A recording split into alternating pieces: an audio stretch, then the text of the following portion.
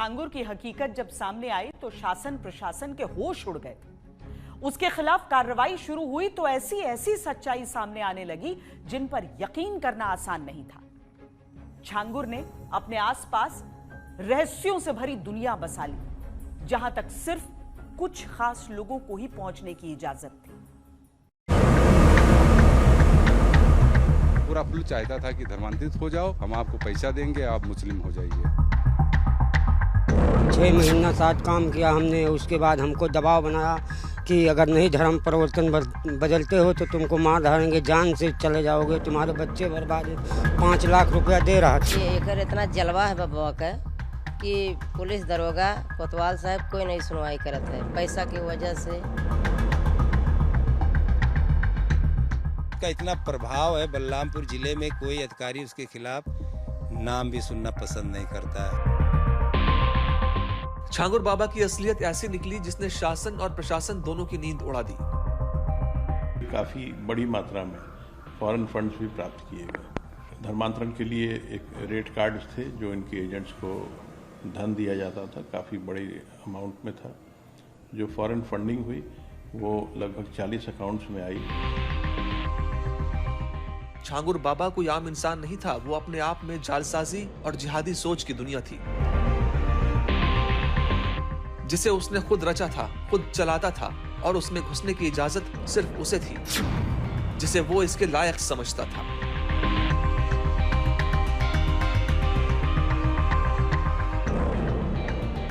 ये है आबिद रब्बानी। इसकी शादी पूर्व में हो चुकी है मुस्लिम महिला के साथ में, इसके 2 बच्चे भी हैं। आबिद रब्बानी ये अपनी आईडी छुपा के और एक हिंदू लड़की के साथ में उसको अपने जाल में फंसा के शादी किया, सोनल श्रीवास्तव के साथ में। और तनवीर रजा अपने आप को इंजीनियर बताता था, ये फॉरेन में था, विदेश में था। उसके बाद में ये वकील बताने लगा, फिर ये अपने आप को डॉक्टर बताने लगा। और जिस SRS हॉस्पिटल को ये चला रहे हैं हाई कोर्ट के सामने, उसमें जो डॉक्टर शाहिद रब्बानी है वो डॉक्टर नहीं है, उसमें जो है धर्मांतरण और जो Hindu hospital high court Lucknow के सामने है, और ये SRS या SRM नाम करके हॉस्पिटल है, उसका भी इसमें पूरा पेपर आपको मिलेगा, तो ये सारी सच्चाई बाहर आ जाएगी। इसमें रब्बानी का लड़का मुजाहिद रब्बानी हिंदू भाइयों को कलमा पढ़ा के मुसलमान करता था छांगुर के साथ मिलकर। ये मुख्तार अब्दुल रहीम है जो आसिफ रब्बानी का पार्टनर है, और छांगुर गैंग से ये पूरी गैंग एक है, बैकग्राउंड में यही काम कर रही है। और इन्हीं लोगों ने मुझे फंसाने का निरंतर काम किया ताकि इनकी सच्चाई कभी बाहर ना आ सके।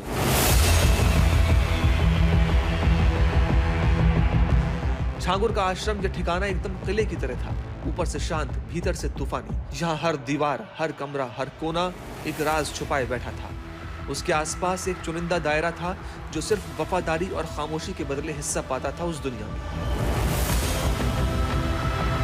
जो इन्वेस्टिगेशन को सही निष्कर्ष पर पहुंचाने के लिए पूरे मामले की गहराई से जांच कर उसकी सतह तक जाने के लिए जिस भी एजेंसी की आवश्यकता की मदद होगी वो ली जाएगी। जो भी व्यक्ति इसके संरक्षण में, इसके संचालन में और इस योजना में शामिल हैं, फिजिकली, फाइनेंशियली, सबके खिलाफ एविडेंस लेकर के कार्रवाई की जाएगी। शासन प्रशासन ने जैसे ही कार्रवाई शुरू की, एक एक कर राज बाहर आने लगे। कभी भक्तों की भीड़ से घिरा रहने वाला छांगुर दरअसल एक शातिर नेटवर्क का मास्टरमाइंड निकला। उसका तंत्र केवल अंधभक्ति पर नहीं, बल्कि ब्लैकमेलिंग, कब्जे, गुप्त फंडिंग और आपराधिक गठजोड़ पर खड़ा था।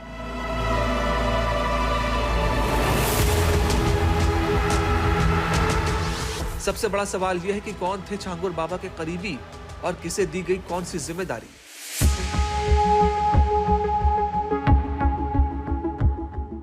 जांच में सामने आया कि छांगुर के 2 सबसे करीबी लोग थे। पहला नीतू रोहरा। जांच में सामने आया कि नीतू रोहरा छांगुर बाबा के सबसे करीबी लोगों में से एक थी।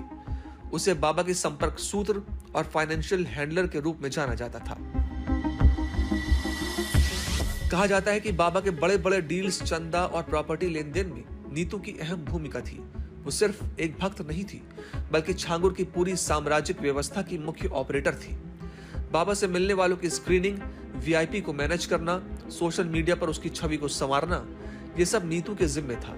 सूत्रों के मुताबिक कई बार उसने खुद को बाबा की प्रतिनिधि बताकर हाई प्रोफाइल मीटिंग्स भी अटेंड की। ये बाबा की बेशकीमती जमीन, ये उतरौला जो बाजार है वहां पर है, करीब 3000 स्क्वायर फीट से ज्यादा की ये जमीन है और जिसको कि बाबा ने बनाया। ऐसे ही शॉपिंग कॉम्प्लेक्स कुछ और भी हैं। छांगुर बाबा और उसके करीबी नीतू उर्फ नसरीन और नवीन रोहरा उर्फ जमालुद्दीन के बैंक खातों में भी करोड़ों की रकम आई। नीतू उर्फ नसरीन के खाते में तो महज 4 महीने के अंदर लगभग 14 करोड़ की विदेशी फंडिंग हुई है और इस विदेशी फंडिंग से मिली रकम को दूसरे खातों में ट्रांसफर कर बाबा और नीतू नसरीन या फिर नवीन रोहरा मिलकर दूसरे लोगों को फंडिंग करते थे और इनका सिंडिकेट न सिर्फ उत्तर प्रदेश के बलरामपुर बल्कि देश के तमाम हिस्सों में फैला था। जो भी धर्मांतरण के जरिए लड़कियों का धर्म परिवर्तन कराता उनको फंडिंग की जा रही थी।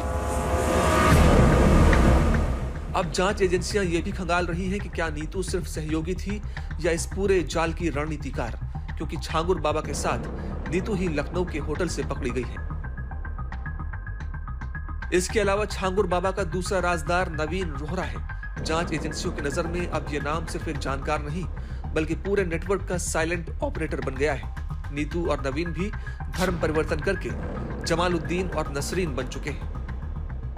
सूत्रों के मुताबिक नवीन रोहरा बाबा के आर्थिक साम्राज्य का एक प्रमुख कड़ी था। कहा जा रहा है कि छांगुर के पैसों की हेराफेरी, जमीन की खरीद फरोख्त और हवाला जैसे संदिग्ध लेन देन में नवीन की भूमिका संदिग्ध है। वो न सिर्फ फाइनेंशियल लेन देन संभालता था बल्कि छांगुर के बेटे के साथ कई मामलों में छांगुर का बिजनेस एडवाइजर भी माना जा रहा है। बहुत बड़े लोग थे, दुबई में इनका नौकरी चाकरी थी, वहाँ मेड हाउस थी और एक शिपिंग कंपनी में नौकरी करता था ये नवीन। इसके फ्लैट मुंबई में भी थे। इन लोगों से ये पता चल रहा है कि चल अचल संपत्ति भी बाबा के नाम लिख दिया गया। जब हमारा काम चल रहा था उस टाइम हमने थोड़ी बहुत गुफ्तगू नवीन से किया था उनकी पत्नी के बारे में, तो नवीन का कहना था हमने अपनी पत्नी को गिफ्ट कर दिया पीर साहब को, उनकी सेवा के लिए, उनकी खिदमत के लिए। अब क्या है इंटरनल बहुत तो नहीं जानकारी है, लेकिन इन बाबा का प्रभाव ऐसा था इन लोगों के ऊपर कि अगर बाबा कह देते कि कपड़े उतार के पूरे बाजार में घूम के आ जाओ तो दोनों मियाँ बीवी नंगे हो जाते।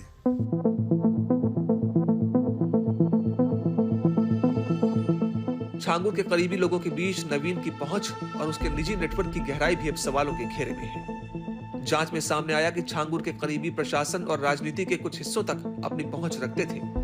एसटीएफ की रिपोर्ट में तो यहां तक दावा है कि छांगुर बाबा पुलिस प्रशासन और एलआईयू के अफसरों को भी पैसों के दम पर अपने अपने खेमे में कर चुका था।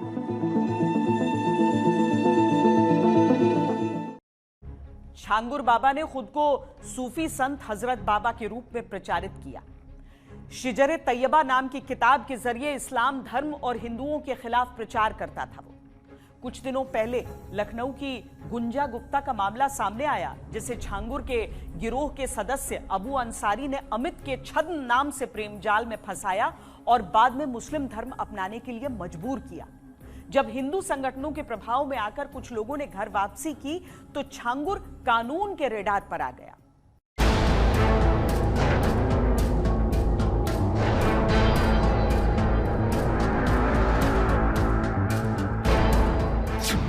कभी छांगुर बाबा खुद को सूफी संत बताता था तो कभी हजरत बाबा बनकर लोगों की आस्था का सौदा करता था, लेकिन हकीकत जब सामने आई तो सारे नकाब उतर गए। जमालुद्दीन और छांगुर बाबा की गतिविधियों के संबंध में मुकदमा एटीएस में पंजीकृत किया गया था। 5 जुलाई को छांगुर बाबा और जमालुद्दीन और उसके प्रमुख सहयोगी नीतू और नसरीन की गिरफ्तारी की गई थी। इनसे इस गैंग के सभी गतिविधियों, इनके मनी ट्रेल, इनके द्वारा अर्जित अवैध संपत्तियां इत्यादि की जानकारी की जाएगी। इस बात की जानकारी हुई है कि लगभग 15 वर्षों से यह गैंग वहां कार्य कर रहा था और इस दौरान इसने काफ़ी बड़ी संख्या में धर्मांतरण कराए। छांगुर बाबा के नेटवर्क की पोल तब खुलनी शुरू हुई जब लखनऊ की गुंजा गुप्ता नाम की लड़की का मामला सामने आया। गुंजा से एक लड़के ने अमित नाम से सोशल मीडिया पर दोस्ती की। धीरे धीरे वो उसके प्रेम में फंसती गई। लेकिन वो अमित नहीं था, वो था अबू अंसारी, जो छांगुर बाबा के गिरोह का सक्रिय सदस्य था। जांच हुई तो पता चला कि गुंजा अकेली नहीं है। छांगुर के नेटवर्क ने कई लड़कियों और लड़कों को इसी तरह फंसाकर धर्म परिवर्तन करवाया था। मेरी मुलाकात जो है एक इंस्टाग्राम के माध्यम से हुई थी, जिसका नाम राजू राठौर के नाम से आईडी थी, और मैं उनके साथ हमारी फ्रेंडशिप हो गई। 2021 में उन्होंने बोला कि शादी करेंगे, आप सऊदी आ जाओ। 2021 में हम वहीं चले गए। वहाँ जाने के बाद पता चला कि ये हिंदू नहीं है, मुस्लिम है। वहाँ पर हमारा धर्म परिवर्तन करवाने के लिए जो छंगुर बाबा है उनसे बात की उन्होंने। 2024 में मेरे घर रुद्र आया फिर से, उसने कहा कानपुर में बाबा आए हैं, चलो उनसे मिल लो चल के। वो मुझे आपसे निकाह किया था? हाँ, निकाह करके क्या नाम दिया? फतेहपुर मस्जिद में निकाह कराया था, जैनब नाम रखा था, छांगुर पीर बाबा वीडियो कॉल पे थे। धर्म परिवर्तन बिल्कुल हिंदू रीति रिवाजों के मुताबिक करता था। बीच में यज्ञशाला और मंत्रोच्चार होता था, कंधे पर केसर या गमछा और गले में फूलों की माला। मंत्रोच्चार के जरिए पहले हिंदू धर्म से दूर किया जाता था और उसके बाद मुसलमान बनाया जाता था। 25 मई 2023 को आजमगढ़ में अवैध धर्मांतरण के खिलाफ पहला मुकदमा दर्ज हुआ। 18 लोग इस मामले में नामजद हुए। इसमें छांगुर बाबा का नाम तो नहीं था, लेकिन उसके कई करीबियों का नाम शामिल था। आजमगढ़ पुलिस ने जांच की तो छांगुर के अवैध धर्मांतरण के रैकेट का पुलिस पता नहीं कर पाई। इसके बाद जांच एसटीएफ शुरू करती है तो बलरामपुर के 4 युवकों का नाम सामने आता है।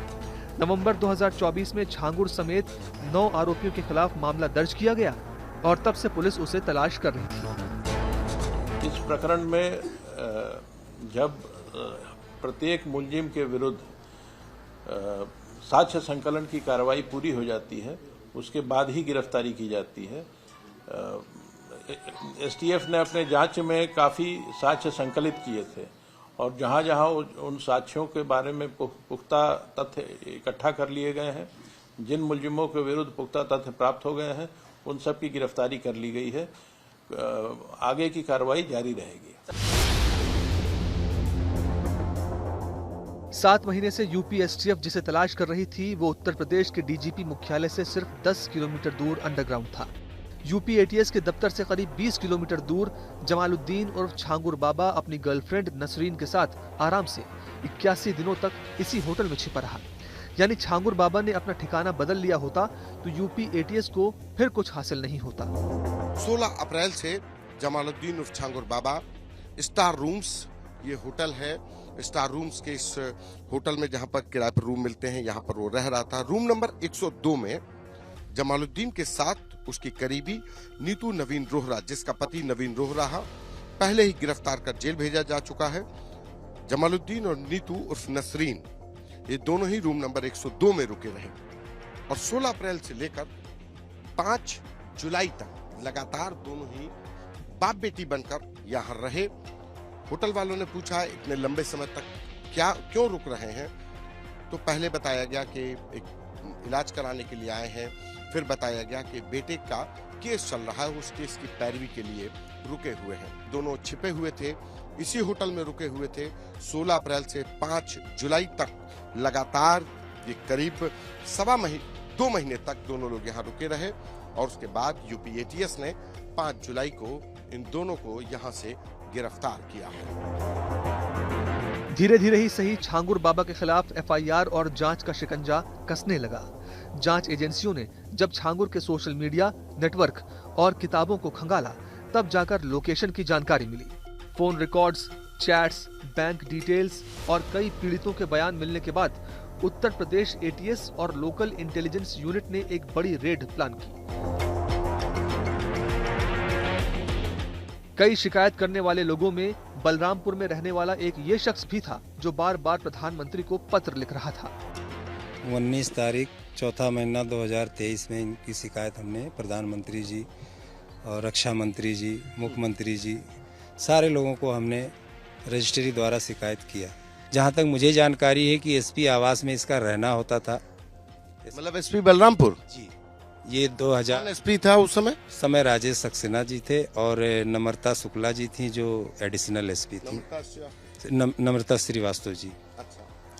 समझ लीजिए कि ऐसा लगता था कि एसपी ऑफिस का मालिक यही है, जो ऑर्डर करता था। जितने ऑर्डर हमारे खिलाफ किया सारे मुकदमे लिखे गए, चाहे वो कोर्ट से हो चाहे वो थाने से हो, और हमें जेल भी भेजा गया। हम जेल भी काट के आए, 307 भी हमारे ऊपर लगाया गया। उस छांगुर बाबा सन 2015 के लगभग की बात है कि ये अपना एक दुकान, चलती फिरती दुकान नग की ये लगाते थे हर मज़ार वगैरह पे, और वहाँ से लोग इसकी ख़रीदारी वगैरह करते थे। लेकिन फिर उसके बाद वो यहाँ से कुछ वर्ष तक इन्होंने इसका कारोबार किया। फिर इसके बाद ये मुंबई चले गए। मुंबई जाने के बाद पता ये चला कि इनके कोई जायरीन वगैरह थे इनको मानने वाले, वो इनको यहाँ से फिर मुंबई से सऊदी ले गए। कुछ दिन ये सऊदी में थे। सऊदी से लौटने के बाद इन्होंने फिर अपना नेटवर्क वापस मुंबई में फैलाया, और यहाँ पे एक चांदौलिया बाबा का मज़ार है, तो वहीं के मुरीद थे। और इन्होंने फिर वहाँ से लौटने के बाद काफ़ी दिन तक यहाँ अपना एक बाबा का एक चोला वाला पहन के यहाँ आश्रम टाइप का बनाया, जहाँ पे लोग काफ़ी लोग इनके यहाँ जाते आते थे। 5 जुलाई को जमालुद्दीन उर्फ छांगुर बाबा और उसकी गर्लफ्रेंड नीतू उर्फ नसरीन की गिरफ्तारी लखनऊ के इसी होटल के रूम नंबर 102 से हुई। 81 दिनों तक होटल के रूम नंबर 102 में छांगुर बाबा और नसरीन अंडरग्राउंड थी। फिलहाल एटीएस लगातार पूछ कर रही है ताकि ये पता चल सके कि अपनी फरारी के दौरान छांगुर बाबा किन लोगों के संपर्क में था और धर्मांतरण के इस खेल में कौन कौन उसका साथ दे रहे थे।